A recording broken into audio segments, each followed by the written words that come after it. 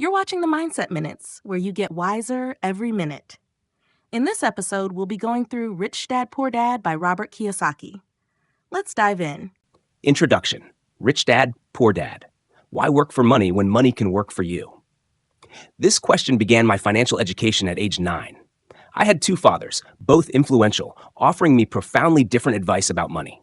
My real dad, highly educated with a PhD, was intelligent and hardworking, yet he always struggled financially, ultimately dying with bills to pay. He stressed formal education and a secure job. Go to school, get good grades, find a safe job. He advised paying bills promptly, saving money, and saw his house as his biggest asset. He worked for money. My rich dad, my best friend Mike's father, was an 8th grade dropout, yet became one of Hawaii's wealthiest men. He taught Mike and me about money through real-world lessons, not from textbooks. He taught us to make money work for us, about true assets versus liabilities, and that the rich don't work for money. He built businesses and invested. Torn between these two powerful men, I faced a dilemma. Whose advice should I follow? One offered security, the other financial freedom. One educated, the other street smart. One died poor, the other rich. I chose my rich dad's path. This book shares his lessons not found in schools. It challenges conventional wisdom that a good job and a big house are prosperity's keys. Our education system trains for the industrial age, not the information age, leaving many financially struggling. After seminars, people urged me to simplify these concepts, so I distilled his 6 main lessons into this book, hoping to open minds to new financial possibilities. This isn't a magic bullet, but an opportunity to change your financial future. Chapter 2, The Rich Don't Work for Money. Growing up, I had two fathers, one rich, one poor. Both were strong, influential men. My poor dad, highly educated, believed in a good job, security, and working hard for money. My rich dad, a high school dropout, advised against working for money. These opposing views led me to a crucial question at age 9. What does it mean to be rich? One Saturday morning, after my rich dad's son, Mike, and I confessed our desire to be rich, Rich Dad offered to teach us, but not with lectures. Instead, he said, "I'll teach you by letting you work for me." Our starting wage? 10 cents an hour. "The rich don't work for money," he announced, a statement that baffled us. My poor dad would have said, "Go to school, get good grades, and find a safe, secure job." But Rich Dad's approach was different. For 3 weeks, Mike and I worked for Mrs. Martin. By the 3rd week, the injustice boiled over. I felt exploited, underpaid, and wanted to quit. My poor dad advised quitting and demanding what I was worth. But Rich Dad had anticipated this. He called us to his office. "Feeling angry, aren't you?" Rich Dad probed. "Good. Most people spend their lives working for money, even when they hate it. They let their emotions control them." He explained that people's lives are dictated by fear of not having money, and desire, the craving for pleasure that money can buy. This fear and desire drive them into the rat race. Work, earn, pay bills, repeat. School teaches you to be an employee, but not how money works. "This is your first lesson," Rich Dad declared. "The poor and the middle class work for money. The rich have money, work for them." He then offered us a choice: quit or learn to make money work for us. He offered to pay us nothing for the continued lessons. My poor dad would have been furious, but I chose to learn. Rich Dad explained that the moment we understood this, we'd begin to see opportunities others missed. Instead of reacting emotionally, he wanted us to think. "Use your head," he urged. Mike and I sat in Rich Dad's empty store for hours, thinking. Soon, an idea sparked. We would collect discarded comic books from the store, open a small library in Mike's basement, and charge children 10 cents for 2 hours of reading. For 3 months, our comic book library was a huge success. We hired Mike's sister to manage it for $1 a week, and our business generated steady income. Mike and I had created a business that made money for us, without working for it. This was Rich Dad's second lesson: how to make money work for us, not the other way around.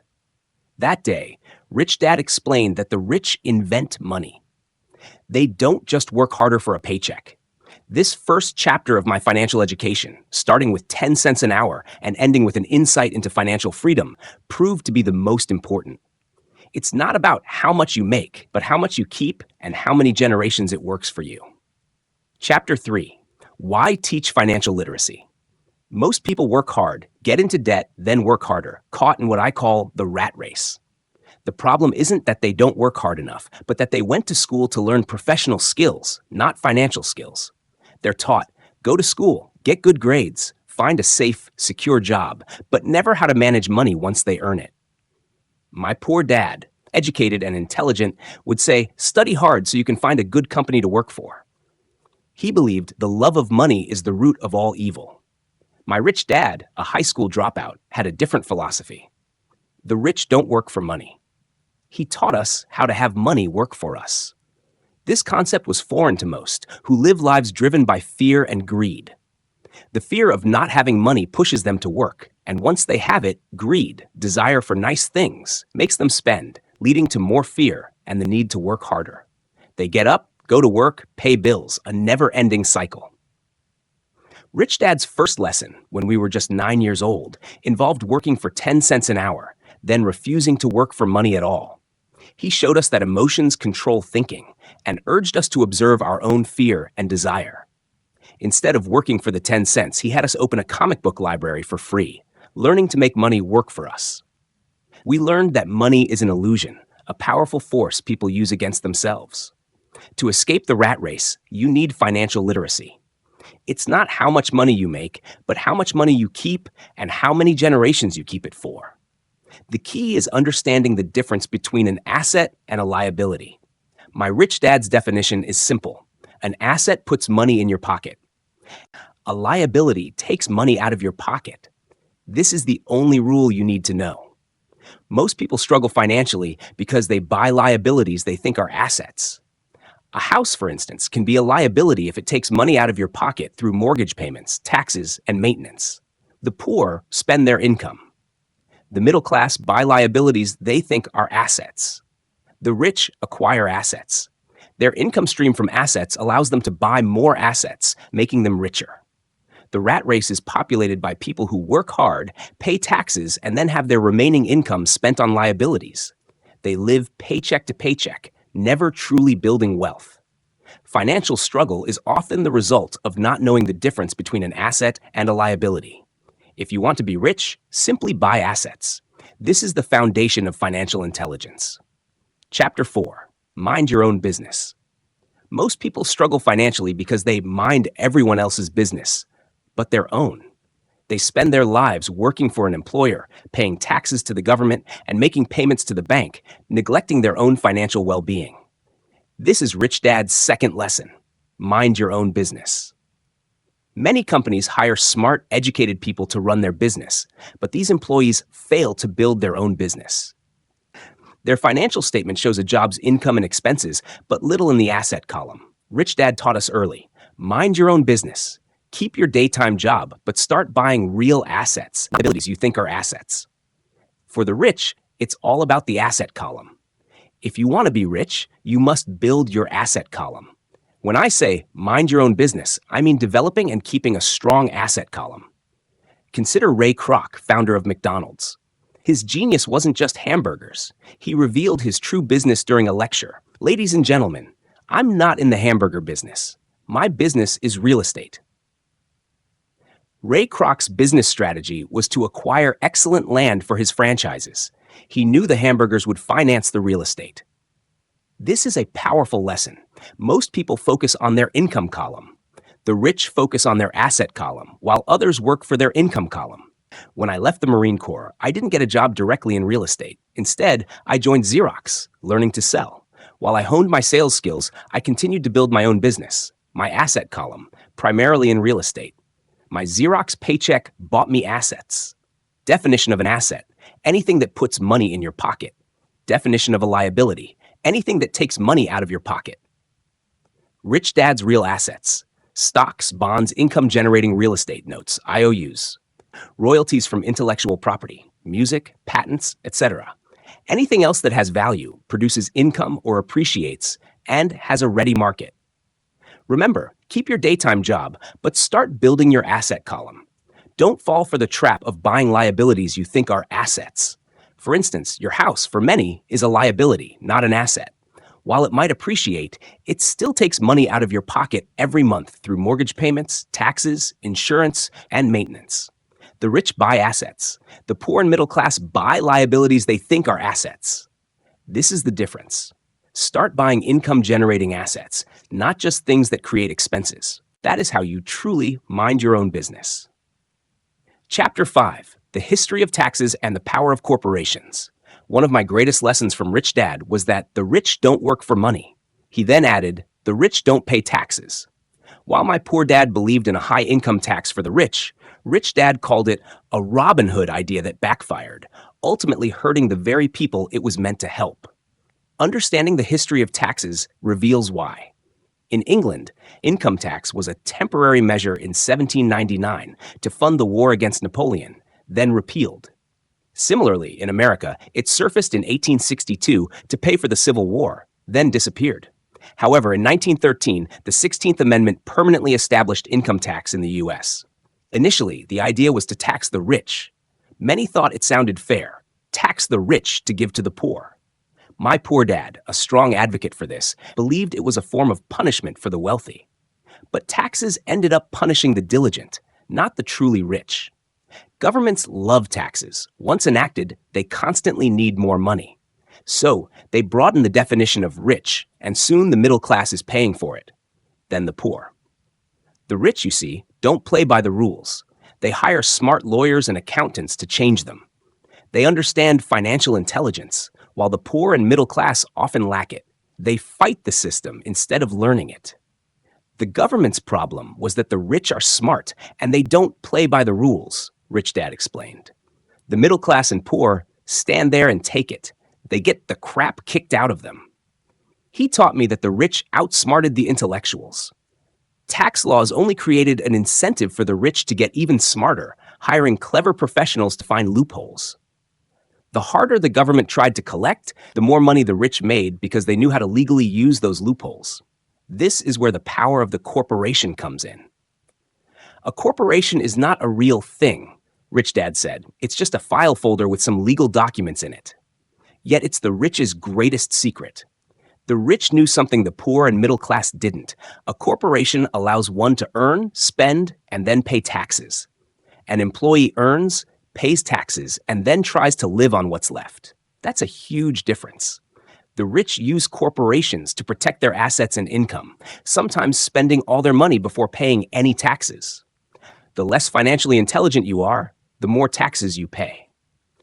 The real Robin Hood lesson is that taxes ultimately flowed from the poor and middle class to the government, enriching the government and the rich. Work for money is a short-term solution to a long-term problem, Rich Dad often reminded me.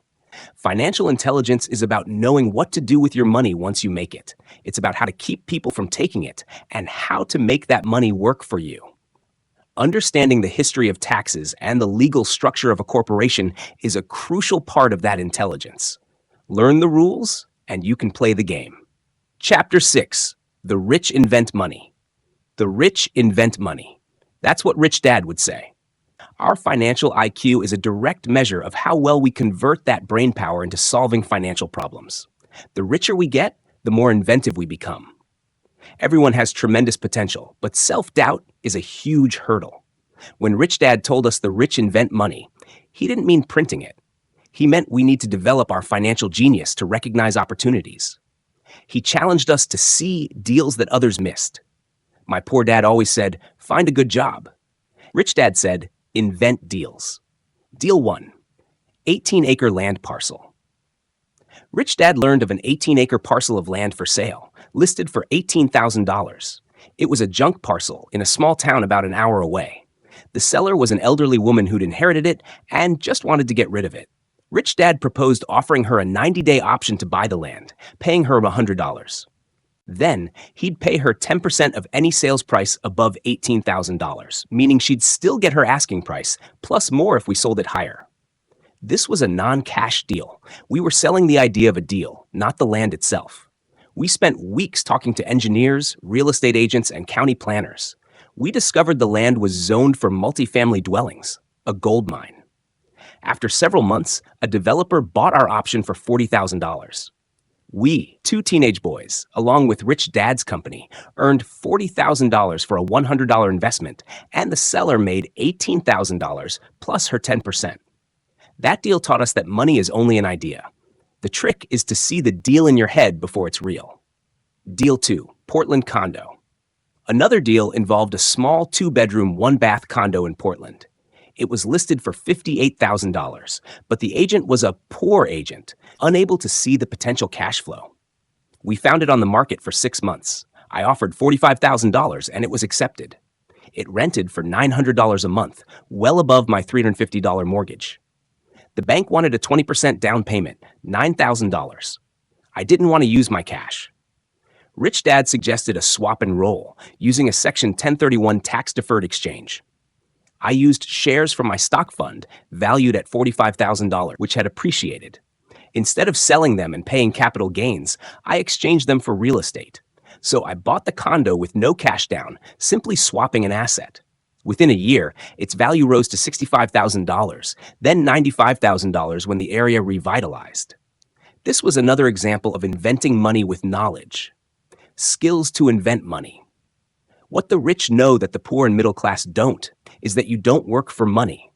You invent money. Financial intelligence isn't just about knowledge. It's about solving problems and creating solutions.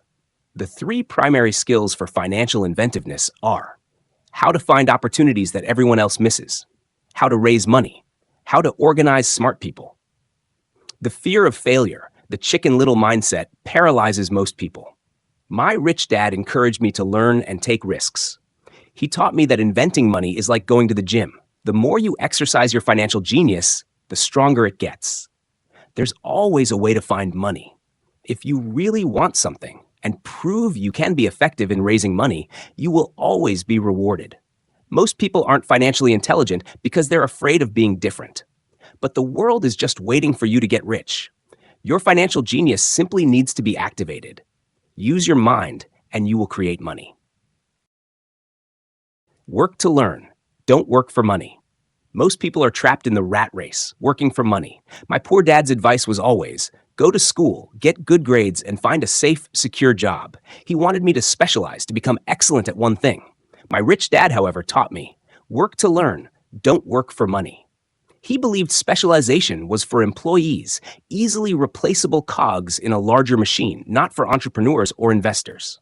Even doctors, highly specialized, are often just well-paid employees. Rich Dad always emphasized seeing the overall picture. While my poor dad encouraged getting a job, Rich Dad taught me how to own an asset that owns your job. He moved me through different departments in his companies, not to specialize, but to learn the interconnectedness of production, sales, marketing, and operations. The world is changing. The idea of job security is a 19th century concept. My brilliant, highly educated poor dad ended up financially struggling, constantly seeking more job security. My rich dad, less formally educated, flourished by continually learning new, diverse skills. The most powerful asset we all have is our mind. Rich Dad stressed 3 main management skills: management of cash flow, systems, and people. But above all, he insisted I learn to sell. My poor dad, an academic, thought I should stick to writing. Rich Dad scoffed. A poor writer writes a great book and makes no money. A good writer writes a good book and becomes rich. My mother, my poor dad's wife, always asked, why don't you go back to school and get your master's degree? Then your income will go up. My rich dad just said, get street smarts, learn to sell. I took a job at Xerox, a great corporate university, for sales. It was terrifying, but I confronted my fear of rejection, learning to sell face-to-face. This skill proved invaluable for my future ventures in the B and I quadrants. Many intelligent people are poor simply because they lack this one skill: how to sell. Fear and cynicism hold others back. Financial intelligence is simply more important than money. If I'm weak in an area, I find a partner or hire someone. I learn to ask, how can I afford it? Rather than, I can't afford it. Don't get trapped by the myth of job security. Look down the road, not at your feet. Most people focus on the specific product or service a company provides. For instance, what business is McDonald's in? Most say burgers. But Ray Kroc, McDonald's founder, said, my business is real estate. McDonald's sells a system, not just hamburgers. Many intelligent people start businesses and fail because they focus on making a great product or providing a great service, not on building a great business system. They miss the big picture. So, work to learn. Take a long-range view. Identify the skills you need to acquire, then go get them. Focus on those 3 management skills: cash flow, systems, and people, and on the most important specialized skill: sales and marketing. My writing career only took off because I learned to sell. Your education must prepare you for what lies ahead, not for what happened in the past. Chapter 8, Conclusion. Still don't get it? Still don't get it? That's the question I kept asking myself. My rich dad knew that without a change in your inner dialogue, the world will still push you around. He said the poor and middle class constantly say, "I can't afford it." My rich dad turned that into, "How can I afford it?" One shuts down the brain, the other opens it to possibilities. Your choice determines your destiny. You can choose to be rich, poor, or middle class. My poor dad chose security, and he chose to work for money. My rich dad chose financial freedom, choosing to have money work for him. The lessons throughout this book were simple. Teach yourself and your children about assets and liabilities, how money works, and how to make it work for you. Remember, an asset puts money in your pocket, a liability takes money out. That's the core distinction. My poor dad believed a house was an asset. My rich dad knew it could be a liability if it didn't generate income. Most people pursue a good job, a steady paycheck, and security. They learn a trade or profession, but not financial intelligence. Money without financial intelligence is money soon gone, my rich dad often said. You must know how to keep it and make it multiply. The single most powerful asset we all have is our mind. Properly trained, it can create immense wealth. Untrained, it can create fear and poverty. I urge you to invest in your financial education beyond what school ever taught you. Read, learn, attend seminars. Most importantly, take action. Apply what you learn. Start small, but start. Teach your children. Don't send them out into a world of financial uncertainty unprepared. The world needs more financially intelligent people who can create jobs and solutions, not just seek security. The purpose of this book was to give you a head start, to shine a light on the path my rich dad showed me. The choice is now yours. Will you let fear and old paradigms rule your financial life, or will you choose to learn, grow, and build true wealth? Don't just work for money. Have money work for you. Chapter 9, Epilogue, How to Overcome Obstacles. The rich acquire assets. The poor and middle class acquire liabilities they think are assets. That's the core of financial intelligence. Yet, just knowing this isn't enough. Many fail to become rich due to 5 common obstacles. Fear, specifically the fear of losing money. Most play it safe, focused on not losing, rather than winning. Rich Dad taught, failures inspire winners, failures defeat losers. Peter Lynch highlighted that even experts in mutual funds lose money sometimes. The desire for security can be paralyzing. Don't be afraid to take risks. Cynicism, the sky is falling mentality, riddled with doubts. I once had a great deal on an apartment complex, but my partners found countless reasons not to proceed. I bought it anyway, and it was a huge success. Rich Dad said, cynics never win. The fear of what might happen causes them to miss out. Winners act. Losers let life happen to them. Laziness, often masked as being busy. It's escapism, avoiding the uncomfortable truths of our lives. Rich Dad's remedy? A little bit of greed. What's in it for me? Isn't always bad. It can be a powerful motivator. Bad habits, especially paying everyone else first instead of yourself. Rich Dad's iron rule was pay yourself first, even when money was tight, especially then. This builds discipline and forces financial ingenuity. Arrogance, the I know it all attitude. Ignorance about money is costly. Rich Dad often said, what I don't know makes me money. When ignorant, seek out experts or learn. These 5 obstacles, fear, cynicism, laziness, bad habits, and arrogance, are universal. To succeed financially, you need both technical knowledge and emotional intelligence. Learn to manage your emotions rather than letting them control you. It's about changing how you think, truly learning to think like a rich person. That's a wrap for today's Mindset Minutes.